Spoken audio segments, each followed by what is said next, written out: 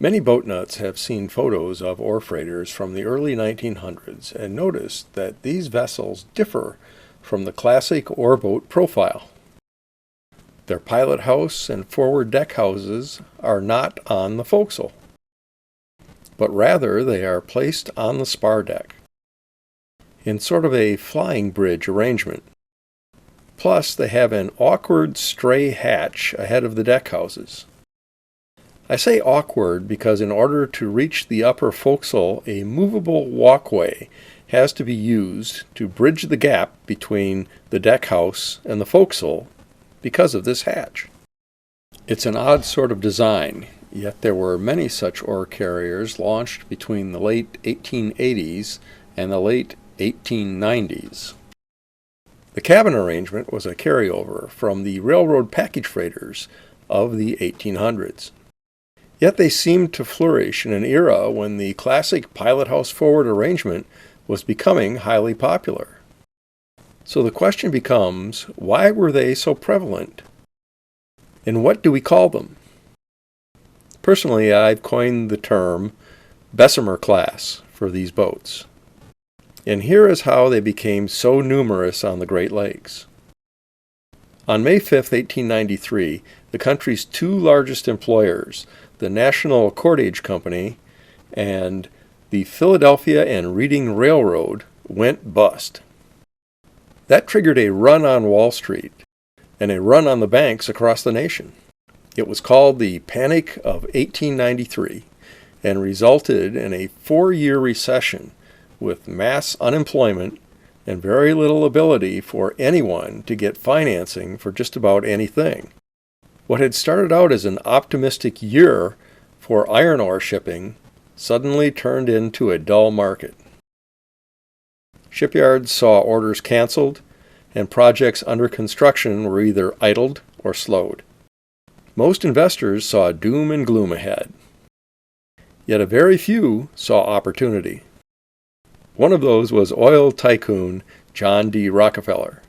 In the final years of the 1800s, he sensed that the nation was developing an appetite for steel in the same fashion that it had earlier developed an appetite for oil. Of course, Rockefeller was not one to simply dabble in such an industry. Instead, he would attack it the same way that he had conquered the oil business. He began where the product was removed from the earth. Then he would master its means of transportation, and finally control its means of refinement. The Panic of 1893 was exactly what he needed. Quickly he purchased the iron ore mines on the Mesabi Range from the beleaguered Merritt family, and he got it at a rock-bottom price. Now he needed to transport the ore down the lakes. What followed was one of the most clever ploys ever performed on the Great Lakes. With the guidance of iron ore and vessel man Samuel Mather, the Rockefeller interests put out the word in the summer of 1895 that he was looking for some ore boats to be built to haul his ore down the lakes. The vessels that Rockefeller was seeking, which would be both barges and steamers, needed to be constructed to equal the largest on the lakes, which at the time was 420 feet. Each was to carry at least 4,000 tons at a depth of 14 feet 6 inches. Steamers needed to have at least 2,000 horsepower and had to be complete before August of 1896. The steamers were to be constructed along the same lines of the latest 400-footers on the lakes, the Zenith City and her twin, the Victory.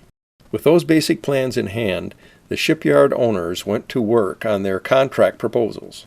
Since it was widely thought that Rockefeller was looking for just 2 boats, probably a steamer and a barge consort, the vessel men set out to underbid the competition and win the big contract. Like much of the nation, the shipyards of the Great Lakes were still suffering under the weight of the recession. It is now in its 3rd year. So 6 of the owners of the most prominent shipyards jumped at the opportunity, especially considering that it meant getting into business with Mr. Rockefeller. Arriving at a posh Cleveland hotel in the first days of December 1895, there were 6 vessel builders. with Rockefeller and Mather's agent, Henry G. Dalton, directing the contest.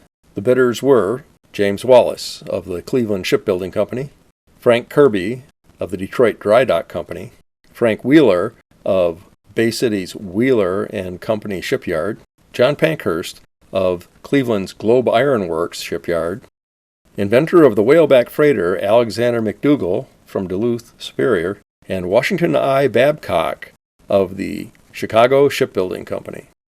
They all presented their bids, and then they waited. Through the cigar smoke, blue haze, Dalton soon returned and handed each man an envelope. Each opened it, and to their delight found that they had won the bid. Then the realization sank in. Rockefeller didn't want just 2 vessels. He wanted 12. The vesselmen had not been bidding against one another, but rather they had low bid against themselves. In this brilliant move, Rockefeller got a fleet of lake boats at the very lowest price, and the entire fleet had to be up and running in just 8 months. Each contract had a demurrage fee attached for anyone who missed the August deadline. So now the race was on.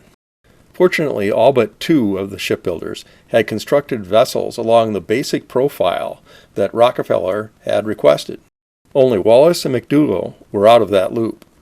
Wallace, however, had constructed the unique Monitor-class ore boats Choctaw and Indast, while McDougall had been busy constructing his whalebacks. Then on March 12, 1896, the Marine Record, a weekly newsletter established in Cleveland, announced what everyone in the Great Lakes had been expecting. The Rockefeller interests had established a new fleet for the iron ore trade, and it was to be called the Bessemer Steamship Company. Other publications followed with that same announcement a few days later. Of course, considering that Rockefeller's lead henchman, Lamont M. Bowers, had arrived in Cleveland a few weeks earlier and was now setting up offices on the 3rd floor of the Wade Building in Cleveland, it was pretty obvious that something big was at hand. Rockefeller was already chartering the whaleback steamers Washburn and Pillsbury, as well as barges 101 and 102. So with the newly constructed boats, the Bessemer fleet would number 16 altogether. The name Bessemer was a dedication to Sir Henry Bessemer, the father of the blast furnace, and what was considered in those days modern steelmaking. First to launch a Bessemer fleet vessel was Cleveland's Globe Iron Works. On Saturday, May 9, 1896, the steamer Sir Henry Bessemer slid down into the water. Globe would soon follow with the Sir William Simons and fulfill their contract with Rockefeller. In fact, most of the other shipyards did not meet their August deadline, but they all came pretty close. Chicago Shipbuilding would deliver the barges George H. Corliss and Alfred Krupp. Detroit Dry Dock would deliver the steamers Sir William Fairbairn and Robert Fulton. Cleveland Shipbuilding would deliver the steamer James Watt, and American Steel Barge Company would deliver the whaleback barge Alexander Holly and the whaleback steamer John Erickson. In keeping with the Bessemer profile, the Erickson would have her pilot house and captain's cabin forward just behind the number 1 hatch, unlike all previous whalebacks who had all of their cabins aft. She was the first to break that trend. The shipyard that had the worst time making the full contract deadline was Bay City's Wheeler Yard. Frank Wheeler had gone to the December contract meeting with 2 contracts for vessels already in his hip pocket. Both the L.C. Waldo and the city of Bangor were on the ways at the Wheeler Yard under construction. But he figured that the Bessemer deal would only serve to sweeten his 1896 building season. However, before the first day of 1896, he accepted 4 more contracts for that season, and there was no way that his yard could logistically deal with the workload. He had late-arriving steel, and late-arriving engines, and he had some labor problems. Yet he obliged himself for building the E.W. Ogilvy, and the Lagonda, as well as the big car ferry Pere Marquette. Now he had the Bessemer contract for a steamer and 2 barges. Thus he had contracts for 8 vessels and building slips for just 6. By the time he launched the last of the 3 Bessemer boats, he would be so far past the deadline that Rockefeller would have a $40,000 demurrage against him. Yet by the second week in November, he had launched the Bessemer fleets George Stephenson, plus the barge James Naismith, plus the barge Sir Isaac Lothian Bell. Oddly, however, of all the builders, Wheeler had a reputation for handing over the most pristine new vessels. When the Rockefeller agents saw the final products, they not only wiped out the demurrage due, but they awarded Frank Wheeler another contract for another barge, the William LeBaron Jenny. And thus the Bessemer class steamers made their entrance into the iron ore trade on the Great Lakes. Of course, keep in mind that this is J.D. Rockefeller we're talking about, so just 16 vessels were not enough. By 1901, the Bessemer fleet had a remarkable 31 barges, 19 of which were whalebacks. At the same point, the fleet numbered 25 steamers, 12 of which were Bessemer class, and 10 were standard whalebacks, with 3 being whalebacks with flying bridge pilot houses.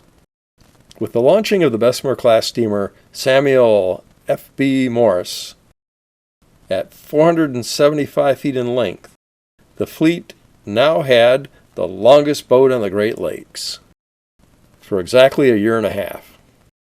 Then her twin sister ship, the Bessemer class steamer Douglas Houghton, shared that crown for another 6 months.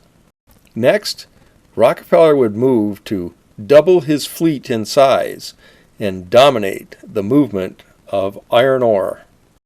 But that is a whole nother story for another video.